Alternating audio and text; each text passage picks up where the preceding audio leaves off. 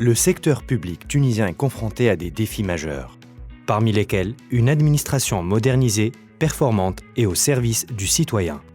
Élément nécessaire à l'efficacité de l'administration publique et à la reprise économique. Toutefois, une fonction publique efficace requiert des fonctionnaires plus qualifiés et plus motivés, mais il existe des obstacles à cela, parmi lesquels un système de formation insuffisant et un système d'évaluation dysfonctionnel qui ne parvient pas à motiver les fonctionnaires. Or, la qualité de l'administration publique est tributaire de son personnel.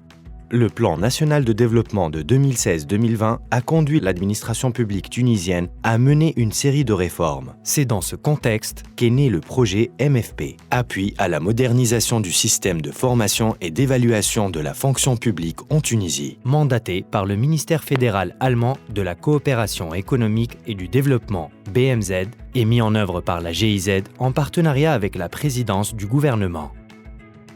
Visant à réformer le système d'évaluation et de formation des fonctionnaires et permettant d'avoir des fonctionnaires à la fois plus qualifiés et plus motivés.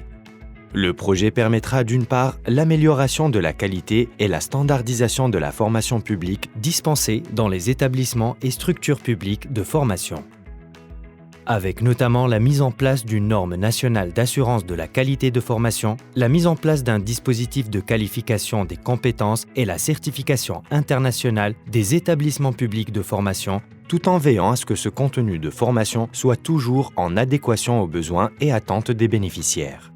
Il s'agit d'autre part de créer un système d'évaluation du fonctionnaire objectif et transparent qui développe et valorise ses compétences. Ce nouveau système permettra d'évaluer sur la base de critères objectifs la qualité du travail des fonctionnaires du secteur public et de suivre leur performance et leur évolution, facilitant ainsi leur valorisation, leur gratification ou leur mobilité, mais aussi d'identifier leur potentiel de développement et besoins en formation. Pour y arriver, une approche participative sera appliquée avec une stratégie de communication qui accompagnera la gestion du changement à tous les niveaux de l'administration publique et un dialogue inclusif sera instauré avec toutes les parties prenantes, notamment les syndicats et des membres de la société civile.